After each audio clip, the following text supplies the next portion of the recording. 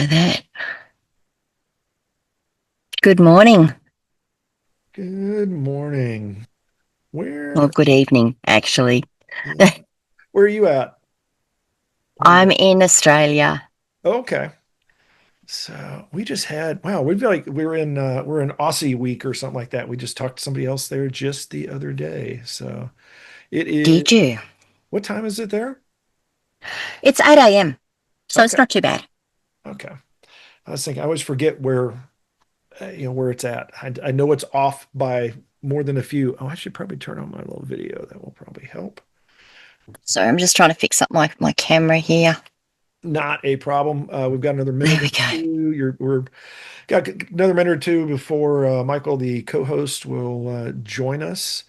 Um, let's see. So yeah, this will be audio and video. We do um, basically we do about an we'll do about an hour. It'll end up turning into two episodes.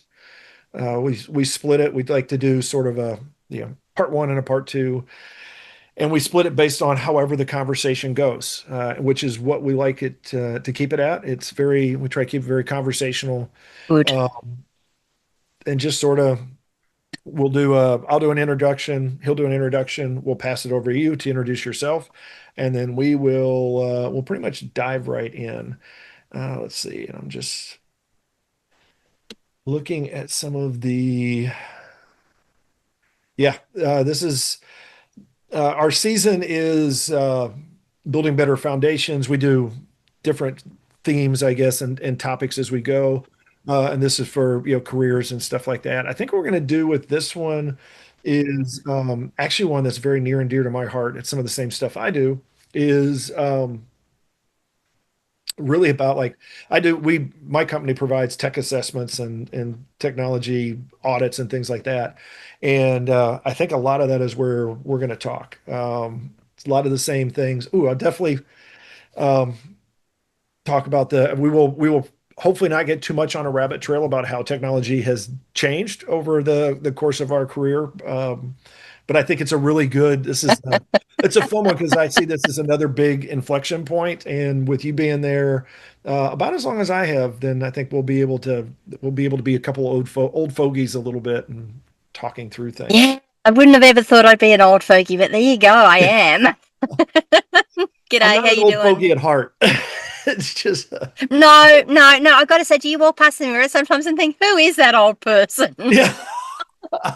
That's why I don't allow mirrors in my house anymore. I'm like, no, nothing reflective. I want to keep in my own delusion that I'm still in my 20s. Yeah, it's My like 20s, that's it.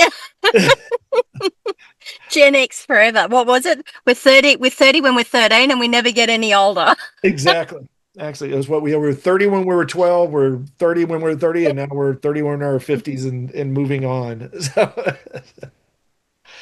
So all right.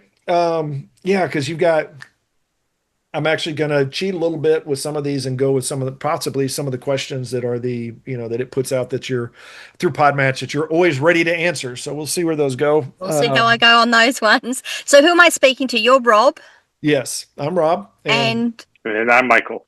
mhm. hi, Michael. Hi. and yeah, so we will dive on down. Like I said, we'll do our introductions. We'll allow you to introduce yourself, and we will go from there. This is it is I think I mentioned, but it's video and audio. So we've got a podcast. We also have a YouTube channel. It'll probably go out in a couple of weeks, and I'm trying to think if there's anything else I need to tell you. But yeah, come up and we'll send you the links and all those kinds of good things. We will wrap it up. Fantastic, because I will share all that with my people as well. Okay. And then when we wrap up, one of the last things we'll do is just because I already tell you're an awesome person, we're going to say, hey. And if we don't, then you know that it wasn't a very good interview. Oh man, now the anxiety's going.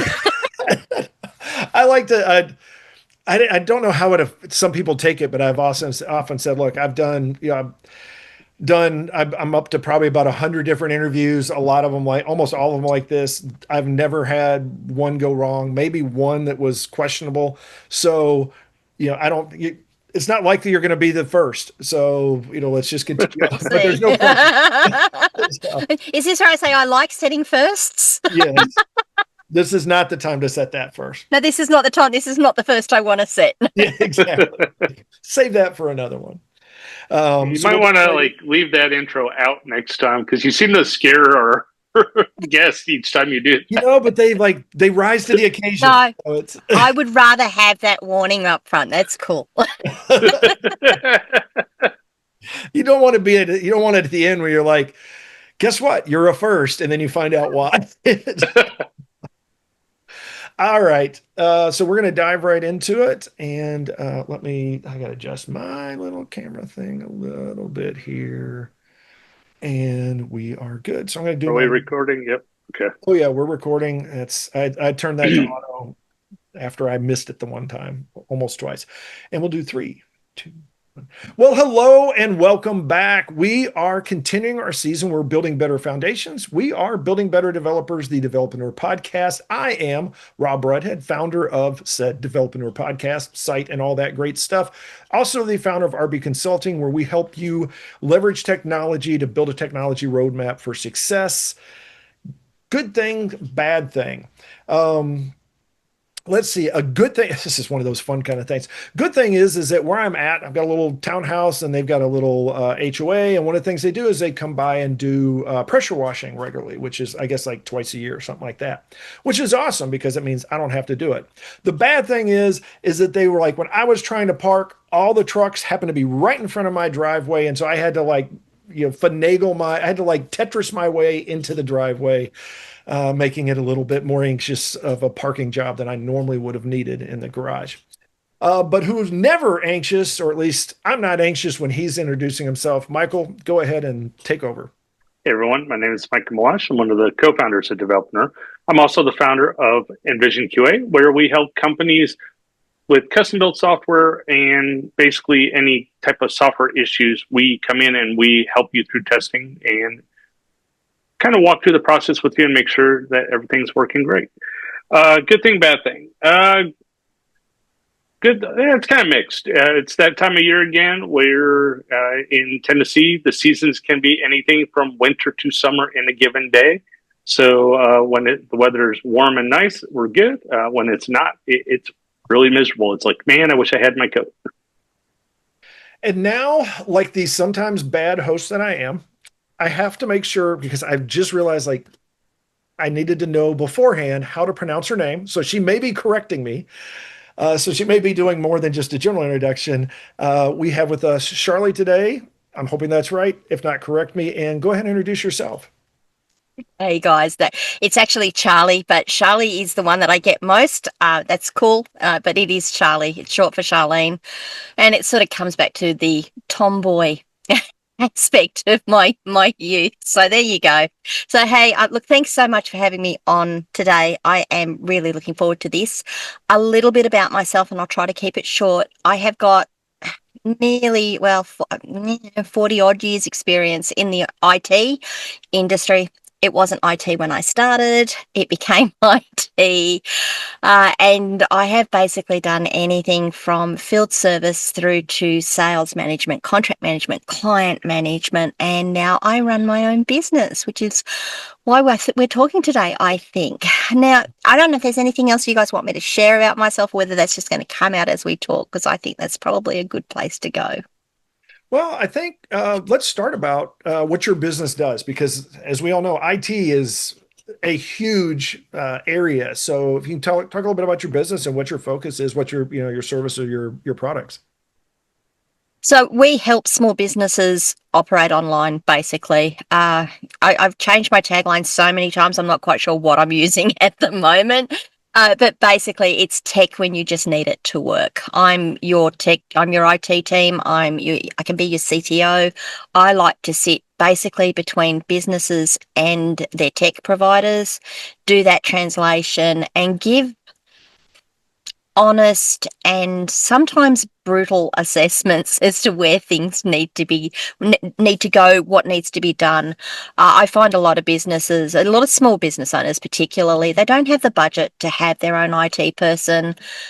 Often, and nothing against the brother-in-laws or the cousins or the aunts or the uncles who try to help out, but they get someone in from the family who says, "Yes, I've got a bit of knowledge," and they have a bit of knowledge. It's just not the depth and it's not the generalities that they need to be able to help a small business.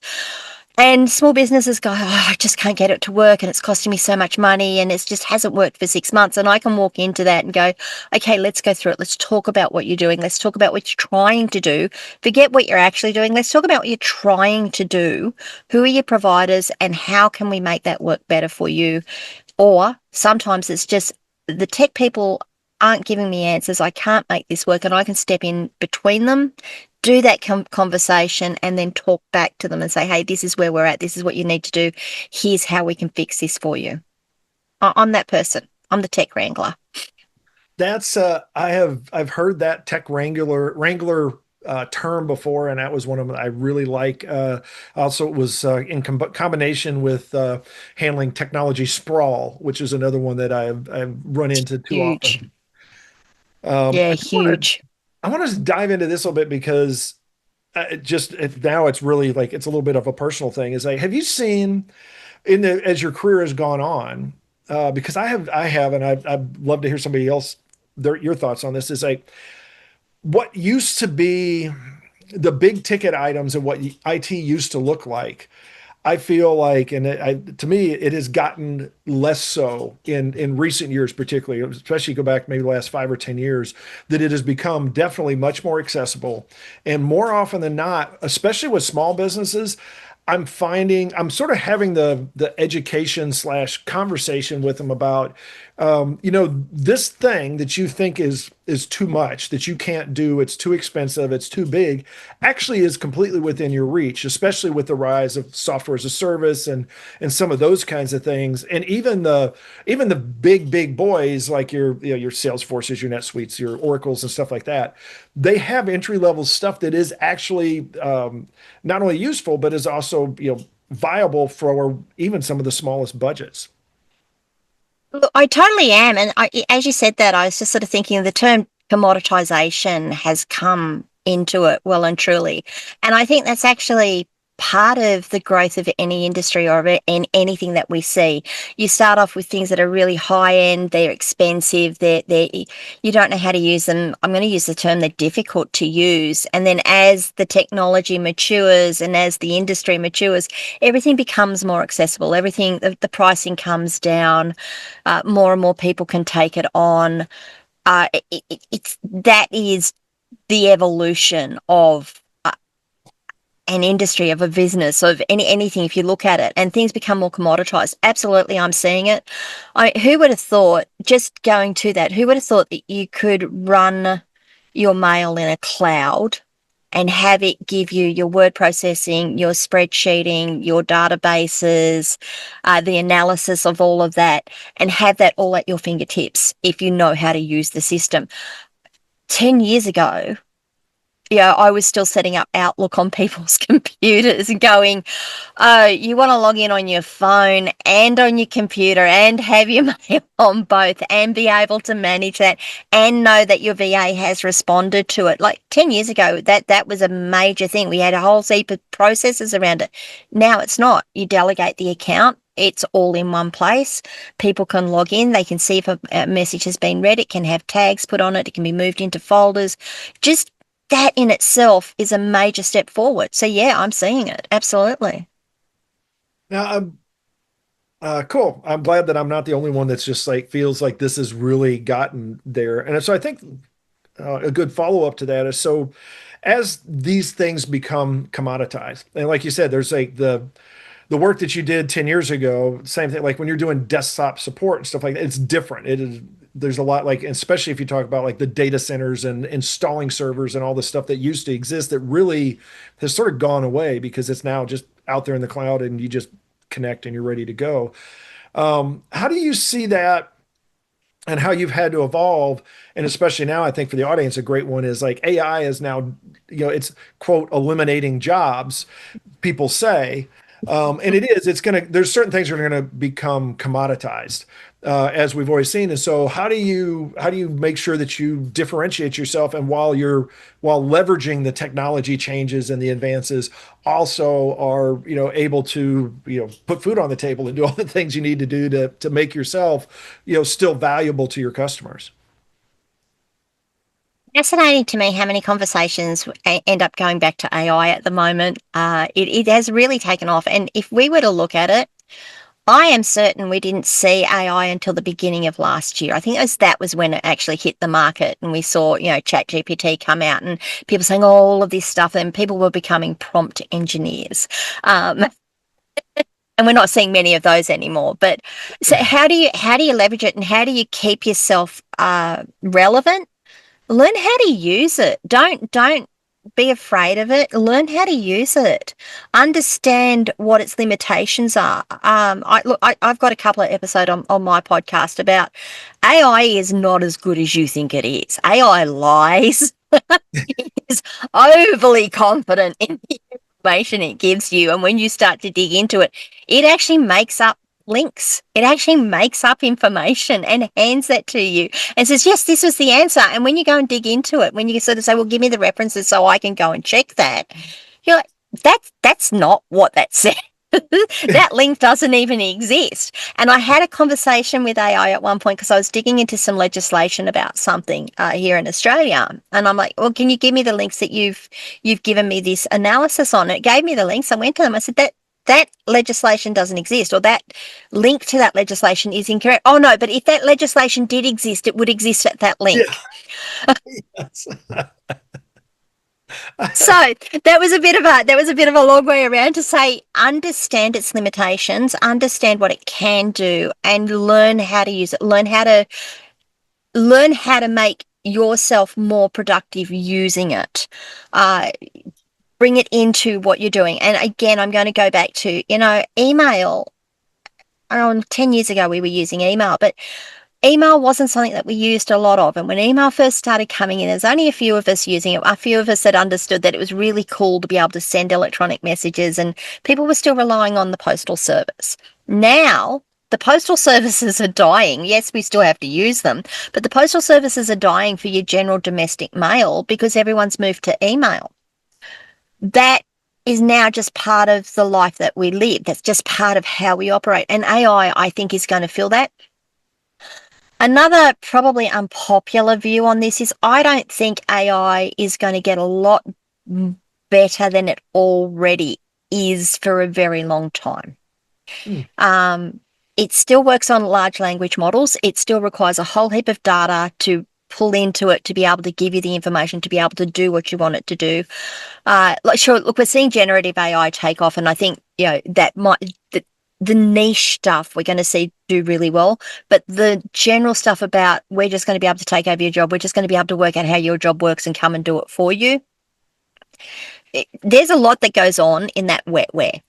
There's an awful lot that goes on in that wetware. There's a lot of point decisions that we make at any particular point in the time, at any particular segment of time, that we can't even define. We don't even know we're doing it. We just do it. Our assessment of the risk that we're at, the consequences of what we're going to do. If I do this now and this is this and this is, I don't think AI can do that. It might be able to in the long run, maybe, but that's going to require a lot of computing power, which is going to require a lot of energy. Let's not get into energy too much, but we don't have that amount of energy in the world to be able to power data centers to do that. There's all the things that sort of come to mind when you ask me about AI. If you want to know how I think you should be using it, make yourself more productive. Learn how you can use it to be more productive. Some examples I can give of that: I do my monthly reporting, and I for my clients, and I normally pull it down into a CSV, pull it up into Excel spreadsheet, run pivot tables, and then generate the reports from those.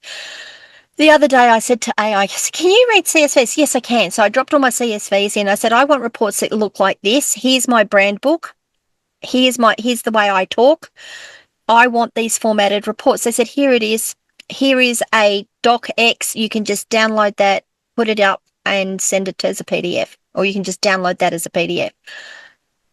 That halved the time I spent. Now, it took me a little while to get it to that because I had to do all of the work around, here's the criteria, here's how I want you to do it. Oh, no, I don't want it to look like that. I want you to look like this. But I've done that once. I don't have to do that again because now I've got the set of instructions that next time I come in to do it, I just paste those instructions in and say, go ahead and do it. Or I'm using Claude AI to do that. I've set up a project. Just pull that project in. Off I go. There's all my CSVs. Do your job. Give me what I need. Does that answer part of your question at least? Oh yeah.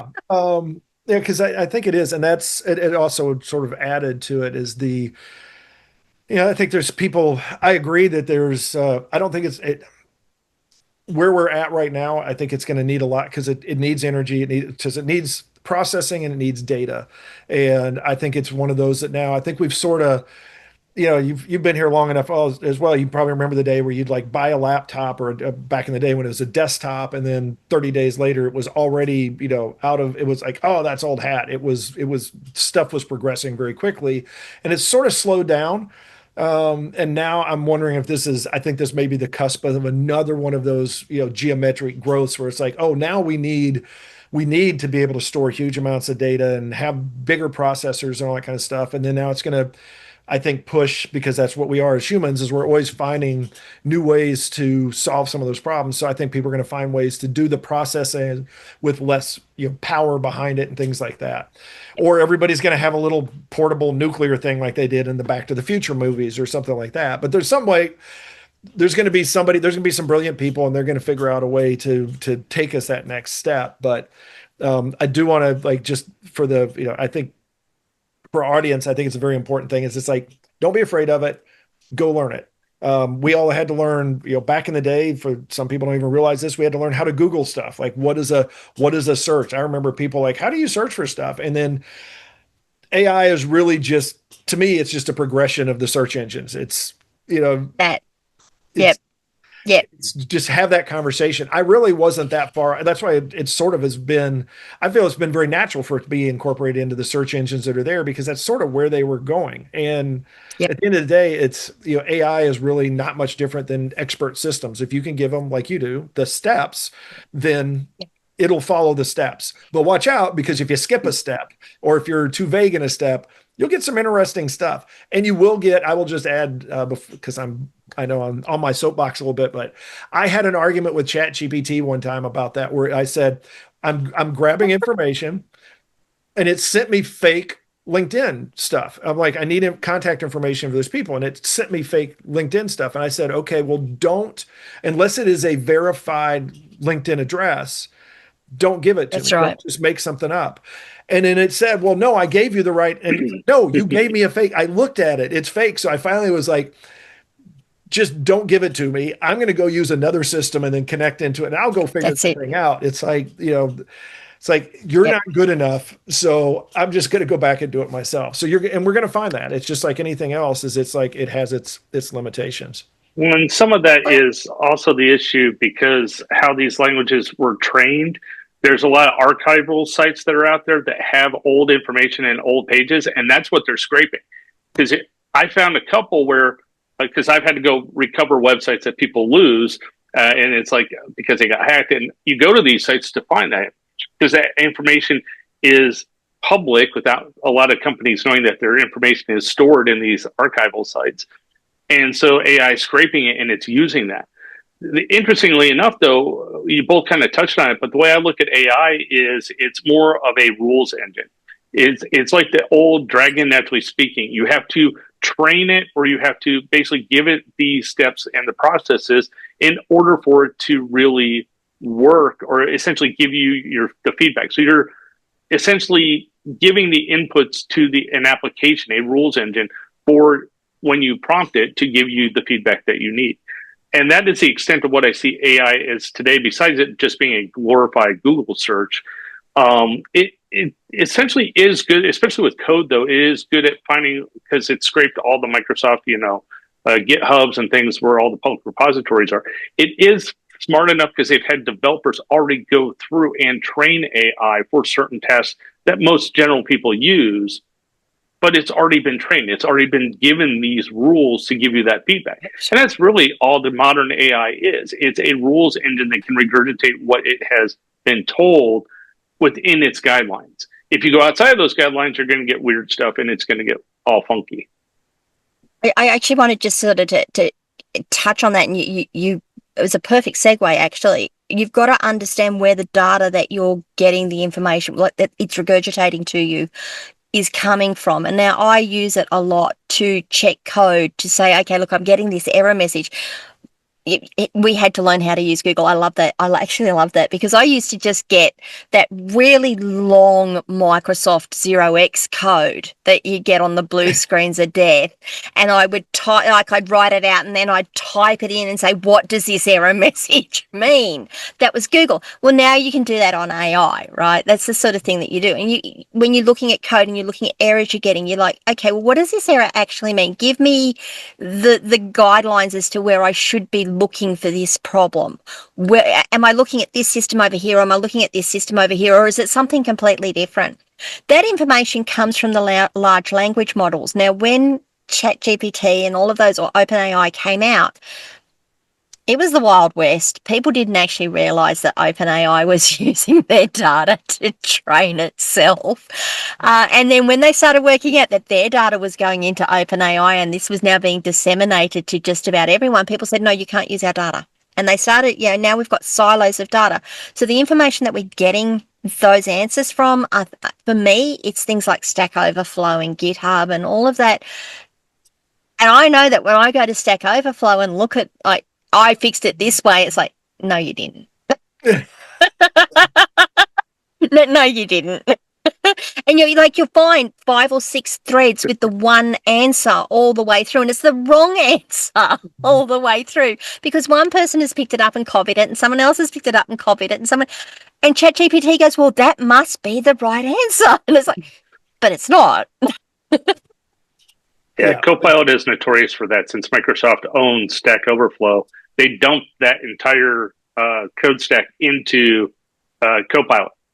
So if you want, and they basically say that if you need to search for something on Stack Overflow, Microsoft even suggests go to Copilot. It's faster to go to Copilot to find information on Stack Overflow than to go to Stack Overflow. And that right there tells you that there is 2 definitive problems. One, Stack Overflow has a lot of information, but apparently it's not easy to find. And 2, search engines are very limited on how they can parse through that information. So AI is unfortunately the best way, because it is, again, more that rules engine where it can quickly parse through a lot of data very quickly. But that's also, like, once you understand that, that's actually a really good way of understanding how you can use AI to make yourself more productive. Because I use it to say, as I just said, give me the potentials on this, and then I can use what's between my ears to go through and say, logically, that doesn't make sense, or let me just go and check that. No, that doesn't exist. Okay, that one's wrong. Let me check this. No, those rules don't exist. That command that you're giving me is actually incorrect for whatever reason. It's actually incorrect. So you can start to then, it's that process of elimination, isn't it? Yeah, like where am I getting to? I'm probably closer to an answer here than I am here, so I'm going to go down this track for a little bit. That's how you use the AI that we have today. That's how I think you should be using the AI we have today. That's as developers. I have seen authors who have gone to writing what they call AI books. Now, they're not getting the AI to write the book and just publish it. What they're doing is they're giving the AI a whole heap of instructions around what their setting is or what they want their setting to be. Now, tell me what my setting should be. Tell me what my world should look like. And they have this conversation with the AI that fleshes that all out. Then they get a set of instructions. Great. Well, that's what my world looks like. Put that aside. This is the character I want to build. Tell me about this character. Oh, there's the rules for that. And then they get all these sets of rules and they plug it in and they say, now write the story that follows these notes. These are the notes I want to hit. They get the story and then they go through and edit it. So they're becoming editors as much as they're becoming writers. And I think we're seeing that in a lot of areas. And I know we've gone a little bit off on the in the AI world, but I think that's what it is I think that one of the skills that you need to develop if you haven't in using it is how to be a good editor, as to how to do, reviewing code or reviewing answers. And it is great for having conversations and getting you thinking outside the box a little bit, because it'll get some weird stuff in there or something that's it picked up somewhere. It's like, oh, some people do this. You're like, I've never thought of that. And then next thing you know, you can go down those rabbit holes and explore it yourself. But it always comes back to, like, you've got to realize that, like, if you don't put the guardrails on, then you're going to get some interesting stuff. If you can, do the good job as a delegator, as an editor, is to really say, okay, I need you specifically, like, okay, focus AI. This is what I need you to do. Yep. Give me this back. And then, like you said, I think, like the story, it's like you build on that. So you can do it in these bite-sized chunks, and then you can get there, but you're still, as a human being, is going to have to drive that process. Yep. Yep. And look, again, I have clients come to me and say, oh, we want to put a chat bot on our site so that people can ask it questions. Okay. What information are you going to feed it? What do you mean information? Well, how is it going to know the answers to the questions that people are going to ask? Do you have a list of questions that people ask to begin with? Because that's going to give us some idea of what data we need to pull into it to make this quick. We can do a quick and dirty implementation, get it up and running, and then we can start feeding more and more into it. Or do you want it just to go out and get answers from your competitors and give your competitors answers to your clients? And then have them, when they come to you and say, but your product, this is, oh, no, that's our competitor. Well, we'll go and buy that from your competitor because that's what we want it to do. So that's the other way, is think about what information you want to be feeding to your people, or you want to, not feeding, but you want to put into a system so that you can help your clients better. I think as a follow-up to that, what's really good is sort of swinging back to the focus of when you sit down with your customers.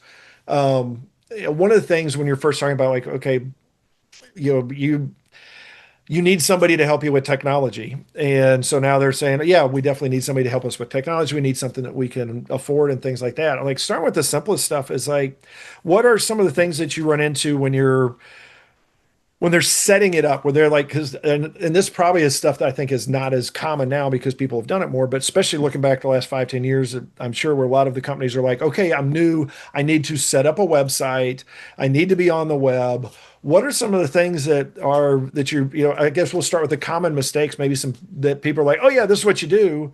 Well, what are some of the things you've run into where you're like, well, no, you need to either, like the chatbot, you need to think about it more, or no, here's a better way to approach that. Look, that's such a broad such a broad topic. I'm just going to come back to have a clear idea of what they want to actually achieve. When people come to me and say, I want a website, the first thing I ask is, okay, what do you want it to do? Are we selling something? Are you training people? Is it a brochureware site? What is it you want it to do? Be really specific, because if you want an e-commerce site, you could be looking anywhere between $5 and 40, 50, $60,000. It depends on what you want it to do. If you want a brochureware site, sure, you can go out and pay $200 for a brochureware site, or you can pay $2,000 for a brochureware site. They're going to give you different things. They're going to do different things for you. So understand what that scope is. And that's still a mistake that I see people making, is, I want a website. My business coach told me I needed a website. I want a website. Okay, so what is it you want it to do? Ask yourself that question. Be really, really specific. Think about the budget that you've got with that too. Don't just go out to people and say, how much will it cost me to do this? Because there is such a range. There's such a differential there. And as I said, that $200 to $2,000 to $4,000 for a basic website, that exists. That's just the way it is. The other thing I'm going to say is, don't get tied down on a technology stack. Don't get tied down on a particular solution.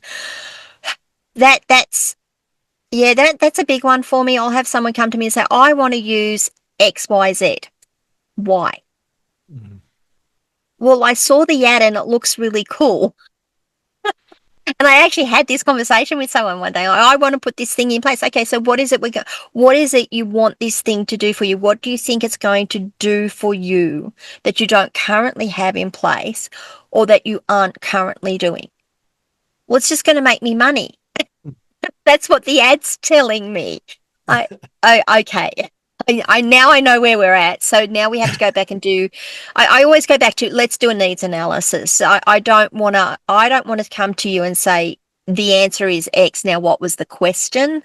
I want to know what it is you're trying to. What is your objective?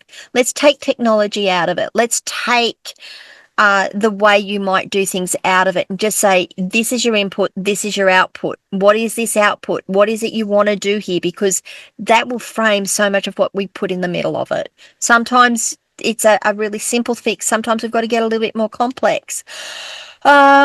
Security. People still don't understand security. Why do I need two-factor authentication? Why do I have to change my passwords? Why can't I just write my passwords down and share them via email with my VA? That one actually kind of terrifies me. Like the amount of times I've seen that done, it's like, oh dear, let's go and change all our passwords now.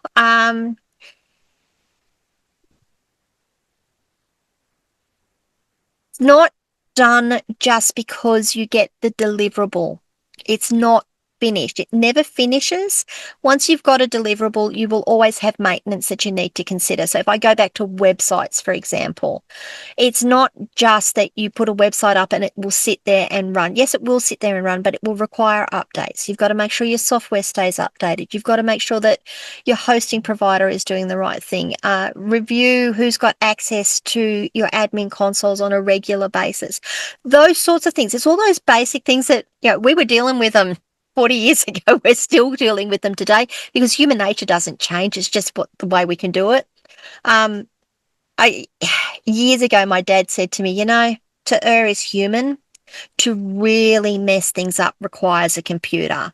And if you want to look at how bad things can get, we've got so many computers now. One thing goes wrong and everything just sort of goes, oh. So there's some of the things that I can talk about. I don't know if that's the answer you wanted, but it's those sorts of things that I still deal with. Like I was dealing with it 40 years ago, I still deal with it today, or 20 years ago, I still deal with it today. And that is where we're going to pause this episode of our interview with Charly. Yes, it's Charly. I did not get it right the first time.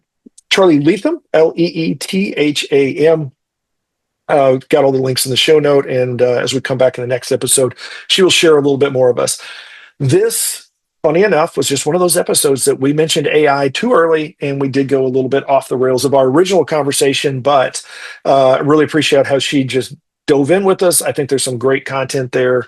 So definitely I hope you're taking notes and you're ready to go for the next one around. We will return with part 2 of our episodes of our interview with her, and we are not done with the season as well. We've got plenty more coming, so just hang out and take a deep breath before you dive into the next episode, because it's time to take some notes again. As always, go out there and have yourself a great day, a great week, and we will talk to you next time.